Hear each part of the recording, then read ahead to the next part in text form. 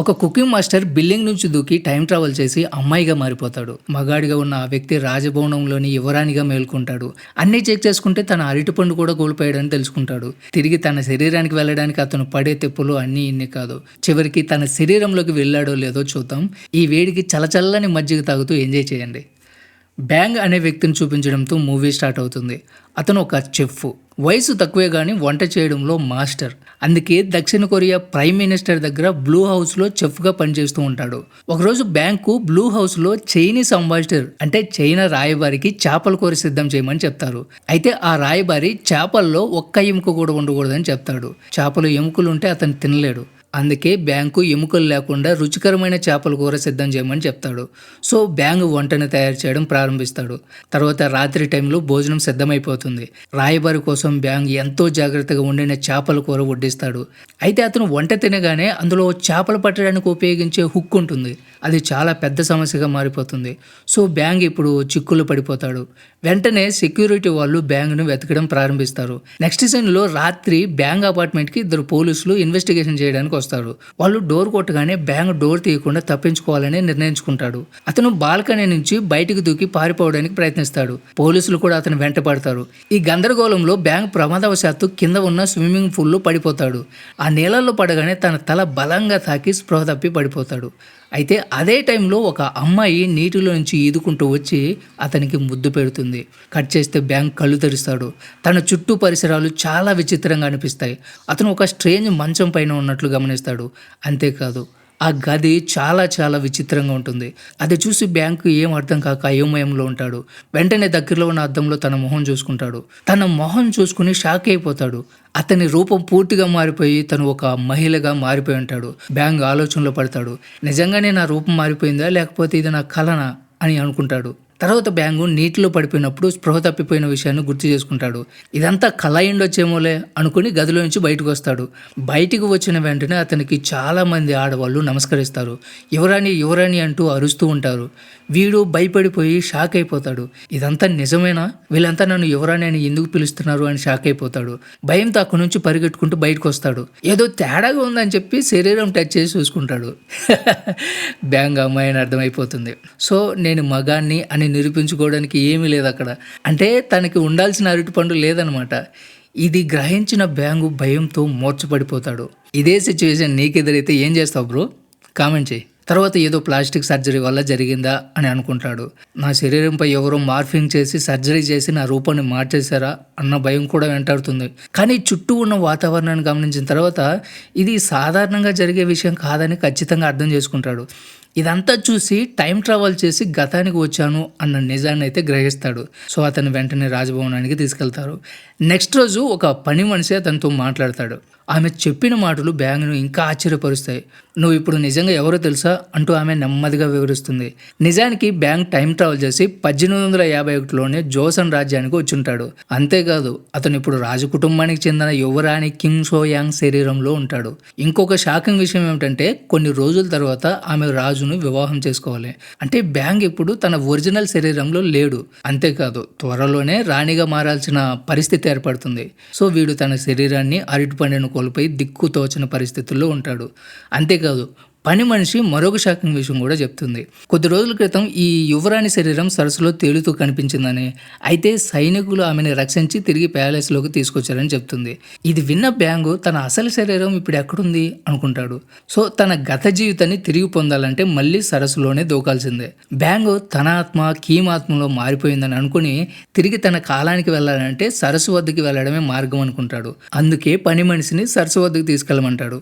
ఆమె ప్లాన్ ప్రకారం నీళ్ళలోకి దూకితే మళ్ళీ తన కాలానికి వెళ్ళిపోవచ్చు అనుకుంటాడు. కానీ బ్యాంగ్ నీళ్ళలో పడకుండా నేల మీద పడిపోతాడు. అసలు విషయం ఏమిటంటే ఎవరు కూడా మళ్ళీ నీళ్ళలోకి దూకకూడదని క్వీను రాత్రికి రాత్రి నది మొత్తం నీళ్లు లేకుండా చేస్తుంది. ఇది తెలిసిన వెంటనే బ్యాంగ్ నిరాశ పడిపోతాడు. కానీ తను తిరిగి వెళ్ళడానికి నీళ్లే మార్గం అని నమ్ముతాడు. సో ఏదో ఒక నీళ్ళలో మునిగిపోవాలని అనుకుంటాడు. నది లేకపోవడంతో ఏ చిన్న చిన్న గిన్నె కనిపించినా అందులో తలను ముంచేస్తాడు.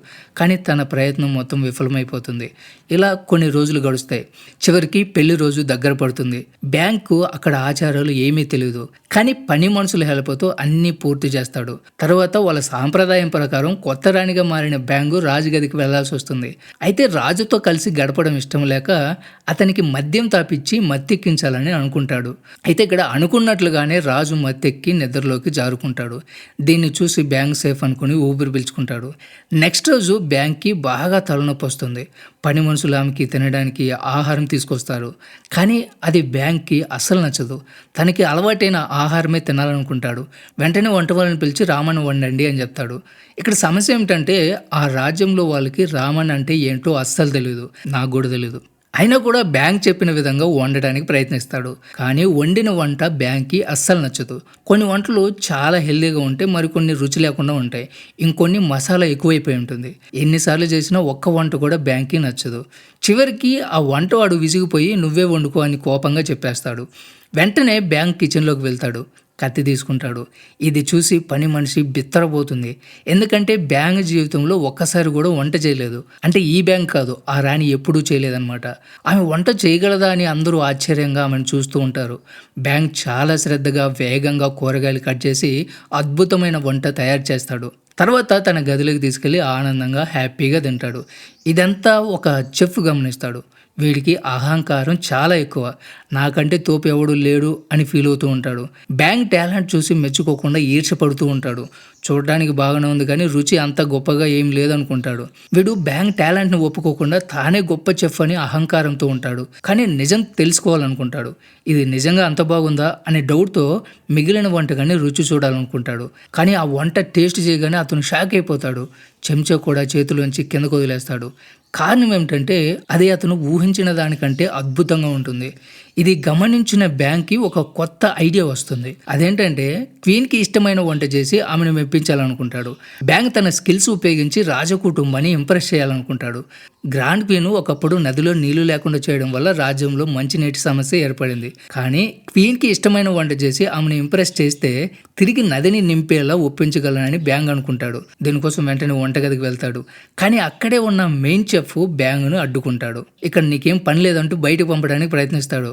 కానీ బ్యాంగ్ వెనక్కి తగ్గడు. కోపంతో నాకేం పని లేదంటావా, సరే మనిద్దరం ఒక పోటీ పెట్టుకుందాం అని సవాల్ విసురుతాడు.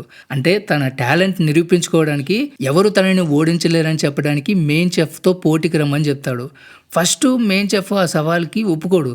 కానీ బ్యాంగ్ అతని మాటలతో రెచ్చగొడతాడు. ఈ ఎగతాళి భరించలేక మెయిన్ చెఫ్ పోటీకి అంగీకరిస్తాడు. అంతే, ఒక సేవకుడు గంట మోగిస్తాడు. పోటీ మొదలైపోతుంది. ఇప్పుడు ఇద్దరు తమ చెఫ్ స్కిల్స్ నిరూపించుకోవాల్సిన టైం వచ్చింది. వంటగదిలో పోటీ చాలా ఇంట్రెస్టింగ్గా మారిపోతుంది. ఫస్ట్ మెయిన్ చెఫ్ పదునైన కత్తి తీసుకుని ఇంతకుముందు ఎప్పుడూ లేనంత వేగంగా క్యారెట్లు కూరగాయలు కోస్తాడు. అతని చేతులు వేగం చూసి చుట్టూ ఉన్న వాళ్ళంతా ఆశ్చర్యంతో చూస్తూ ఉంటారు. కానీ బ్యాంగ్ అతని కంటే చాలా వేగంగా ఫోకస్డ్గా కుకుంబర్లను కోస్తాడు. అతని చేతులు లయబద్ధంగా ఎంతో సునాయాసంగా ఉంటాయి. ఇప్పుడు వంట సిద్ధం చేసే టైం వచ్చేసింది. మెయిన్ చెఫ్ ఎంతో కష్టపడి వంట రెడీ చేస్తాడు. బ్యాంగ్ మాత్రం కొన్ని నిమిషాల్లోనే వంట సిద్ధం చేసి గంట మోగిస్తాడు. అందరి దృష్టి బ్యాంగ్ మీద పడుతుంది.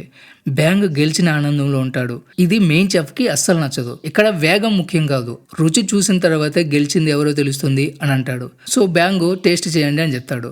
ఇక్కడ తీర్పు చెప్పే వ్యక్తి మెయిన్ చెఫ్ వండిన వంటని రుచి చూస్తాడు. ఒక్క నిమిషం ఆలోచించి ఓకే అని తల ఊపుతాడు. తర్వాత బ్యాంగ్ వండిన వంటని రుచి చూస్తాడు. మొత్తం నిశ్శబ్దంగా ఉంటుంది. అందరూ ఊపిరి బిగబట్టుకొని చూస్తూ ఉంటారు. ఒక్కసారిగా నవ్వి ఇది చాలా అద్భుతం, బ్యాంగ్ వండిన వంట చాలా చాలా అద్భుతంగా ఉంది అని చెప్తాడు. ఈ మాట వినగానే చుట్టూ ఉన్న వాళ్ళంతా షాక్ అయిపోయి హ్యాపీగా ఫీల్ అవుతారు. బ్యాంగ్ వేగంగా వండడమే కాదు టేస్ట్గా కూడా వండగలడని నిరూపించుకుంటాడు. సో ఇక్కడ మెయిన్ చెఫ్ ఓటమి అంగీకరించక తప్పదు. తర్వాత ఇప్పటి నుంచి బ్యాంగ్ రాజు వంటగదిలో మెయిన్ చెఫ్ అని చెప్పేస్తారు.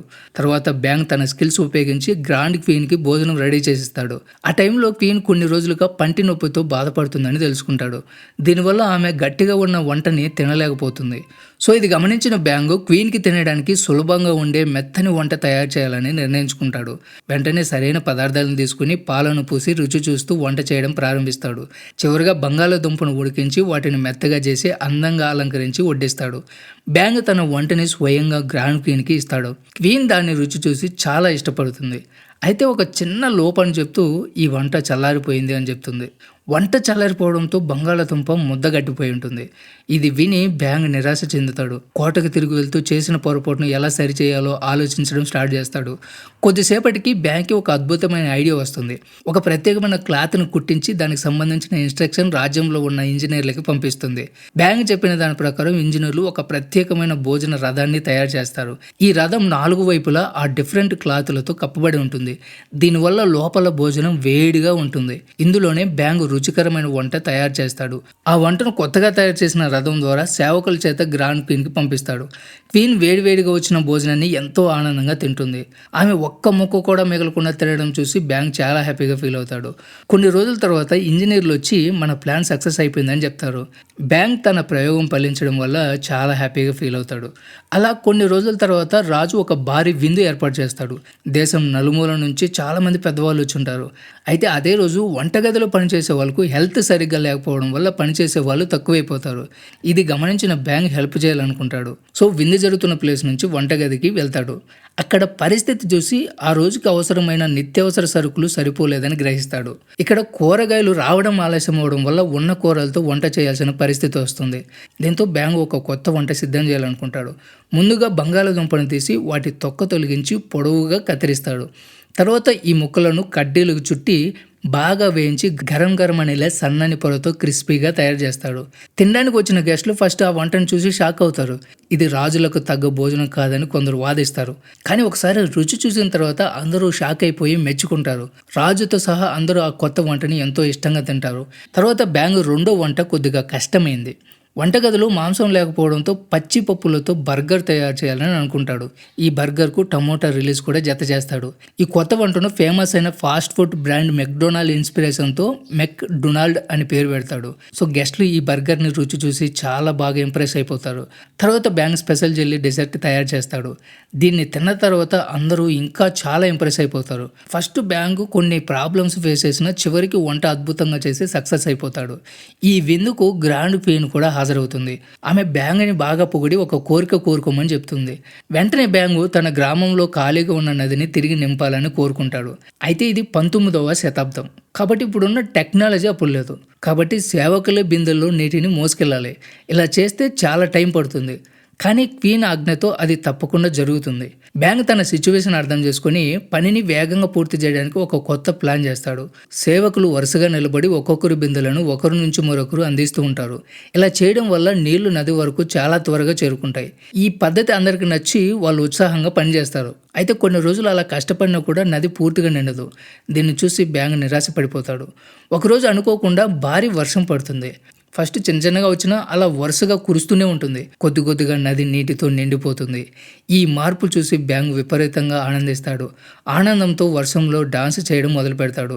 ఆ వర్షం మరింత పెరిగి కొన్ని గంటల్లోనే నది పూర్తిగా నిండిపోతుంది. ఈ అద్భుతానికి గుర్తుగా బ్యాంగ్ నది ఒడ్డున ఒక పెద్ద రాయిపై తన పేరు చెక్కిస్తాడు. ఆ తర్వాత సంతోషంగా సరస్సులో దూకి నీటిలో మునిగిపోతాడు. కట్ చేస్తే కొద్దిసేపటి తర్వాత బ్యాంగ్ మెల్లిగా మేల్కుంటాడు. తను ఒక హాస్పిటల్లో ఉంటాడు. అతనికి ఎదురుగా ఒక ఆఫీసర్ నిద్రపోతూ ఉంటాడు. బ్యాంగ్ అక్కడి నుంచి తప్పించుకోవడానికి ప్రయత్నిస్తాడు. అయితే అతను కదలగానే అక్కడున్న ఆఫీసర్ కూడా మేల్కుంటాడు. వెంటనే అతన్ని పట్టుకోవడానికి ప్రయత్నిస్తాడు. బ్యాంగ్ తప్పించుకోవడానికి ప్రయత్నించిన కొంతమంది పోలీసులు అక్కడికి వచ్చి అతన్ని చుట్టుముడతారు. సో బ్యాంగ్ తనను వెంబడిస్తున్న పోలీసుల నుంచి తప్పించుకోవడానికి ఒక ఎత్తైన ప్రదేశం నుంచి కిందకి దూకి వీధిలోకి పరిగెడతాడు. వెంటనే ఒక పబ్లిక్ లైబ్రరీకి వెళ్ళి చరిత్రకు సంబంధించిన పుస్తకాలను వెతుకుతాడు. అక్కడ జాసన్ రాజవంశంపై ఉన్న ఒక పుస్తకం చూస్తాడు. దాన్ని చదివిన తర్వాత తను అనుభవించిన ప్రయాణం మొత్తం నిజంగానే చరిత్రలో ఉందని గ్రహిస్తాడు. ఇది తెలుసుకుని బ్యాంగ్ ఆనందంతో గంతులేస్తాడు. అయితే పోలీసులు మళ్ళీ అతనికి ఎదురుపడతారు. ఈసారి వాళ్ళు అతన్ని అరెస్ట్ చేయడానికి రాలేదు, కాపాడడానికి వచ్చుంటారు. అది విని బ్యాంగ్ షాక్ అయిపోతాడు. ఏం జరిగింది, ఎందుకు ఇప్పుడు పోలీసులు నా వైపు ఉన్నారు అనుకుంటాడు. అసలు విషయం ఏమిటంటే తన టైం ట్రావెల్ వల్ల చరిత్ర మారిపోయి ఉంటుంది. బ్యాంగ్ అనుకోకుండా ఒక ఆఫీసర్ అవినీతిని బయట పెట్టేశాడు. సో బ్యాంగ్ ఇప్పుడు నేరస్తుడు కాదు. అతను పోలీసుల నుంచి పారిపోవాల్సిన అవసరం లేదు. సో దీని గురించి క్లారిటీగా తెలుసుకోవడానికి బ్యాంగ్ లైబ్రరీకి వెళ్ళి ఇంటర్నెట్లో ఇన్ఫర్మేషన్ వెతుకుతాడు. అక్కడ చరిత్ర వాస్తవంగా మారిపోయిందని అర్థమవుతుంది. చివరిగా బ్యాంగ్ వీధిలో నిలబడి ఒక గొప్ప సందేశాన్ని ఇస్తాడు. గతంలో జరిగిన చిన్న మార్పులు భవిష్యత్తుపై గొప్ప ప్రభావాన్ని చూపుతాయి అని చెప్తాడు. ఈ సీన్తోనే మూవీ ఎండ్ అవుతుంది. సో ఇది ఫ్రెండ్స్ ఇవాళ video. Don't forget subscribe. Thanks for watching.